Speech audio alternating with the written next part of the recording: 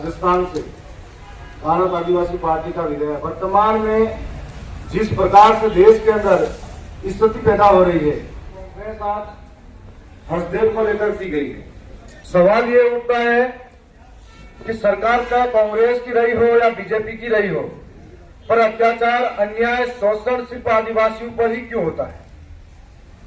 हमेशा हमेशा जब भी सरकारें आती हैं, हमारे आदिवासी को वोट बैंक के नाम पर इस्तेमाल करती है।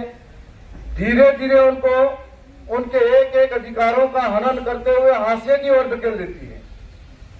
तब आज ये छत्तीसगढ़ के अंदर हरदेव जंगल को उजाड़ कर जो सरकार, अंधी बेरी गूंगी सरकार जो इन दीवारों के अंदर कैद है, और वही सरकार हमारे यहाँ के आदिवासियों के दुख दर्द को कभी समझ नहीं पाती है। मैं ऐसे गांव से आ रहा हूँ जहां पर आज भी लोग अपने आजादी के बाद भी मूलभूत सुविधाओं के लिए तरस रहे हैं, जहां आज भी पानी के लिए तरसते हैं, सड़कों के लिए तरसते हैं, बिजली के लिए तरसते हैं। एक तरफ एक हाथ से दिखावा करती है सरकारें कि हम लोग इस आदिवासियों का विकास करेंगे, दूसरी हाथ से वो विनाश करती है आदिवासियों का। और आज उनकी सरकारों की नजरें, चाहे कांग्रेस हो या बीजेपी हो, दोनों ही सरकारों की नजरें आदिवासियों के जमीन पर पड़ी है। कभी स्टैच्यू ऑफ यूनिटी के नाम पर कई गांवों का नहीं है। आदिवासी के जीवन के लिए कोई भी सरकार, कोई भी संगठन आगे क्यों नहीं आता?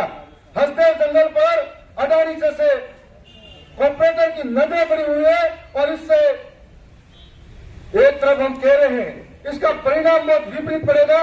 जिस तरीके से कोरोना के समय में जंगलों को उजाड़ा जा रहा है, जिन जंगलों से हमारे आदिवासियों का वर्षों से नाता है, और वो जंगल ही हमारा जीवन है। उन जंगलों के अंदर हमारी संस्कृति जुड़ी हुई है, परंपरा जुड़ी हुई है, रीति रिवाज जुड़ी हुई है, और उसके माध्यम से हमारा जीवन यापन चलता है। हम सबसे बड़े जीव प्रेमी है, प्रकृति प्रेमी है। इसलिए और आदिवासी कौन से इलाके में जाकर बसेंगे? क्या उनका जीवन जीवन नहीं है? ये बहुत बड़ा सवाल उठता है।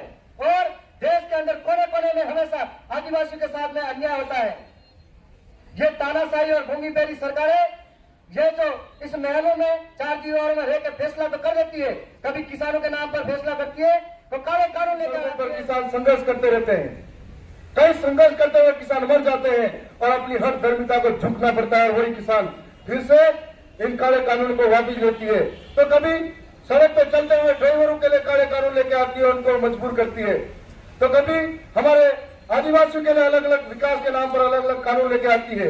ये बहुत बड़ी पीड़ा है। मैं आंखों से देखता हूँ।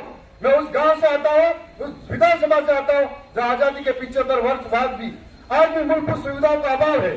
आज भी किसान लूटा जा रहा है, मजदूर लूटा जा रहा है। आज भी आदिवासियों के साथ में विस्थापन रुका नहीं है। छत्तीसगढ़ के अंदर पहले कांग्रेस की सरकार थी। कांग्रेस की सरकार के समय में जबरन ग्राम सभा का विस्तार करवाकर जंगलों को छीना गया था। और इस वक्त भी वही सरकारें, हमने सोचा कि इस कांग्रेस की सरकार अगर कुछ परिवर्तन लाएगी तो बीजेपी की सरकार छत्तीसगढ़ के लोग लेके आए। वही बीजेपी की सरकार उनके जमीनें छीनती जा रही है, उनकी हत्यारी बनती जा रही है। इन सरकारों को मजबूत करोगे तो अपने पांवों को काट रहे हो। इससे बढ़िया इन सरकारों को वोट से मजबूत मत करिए, आप अपने संगठन तैयार कीजिए। और मैं भारत आदिवासी पार्टी से विधायक हूँ। मैं पूरे अखबार देश का चौथा स्तंभ है जो आईना दिखाता है सरकारों को। लेकिन कई मीडिया कर्मी ऐसे हैं जो कहीं न कहीं खबरों में भी लाल लपेट करते हैं। तो आप इस सच्चाई को लाइए। नई सच्चाई को लाने वाले इंसान कोरोना जैसी बीमारी आएगी। विनाश काले विपरीत बुद्धि की तरह झेलना पड़ेगा। अगर वन कटने लगे, जंगल कटने लगे, जीव जंतु, पारिस्थितिकी तंत्र बिगड़ता जाएगा।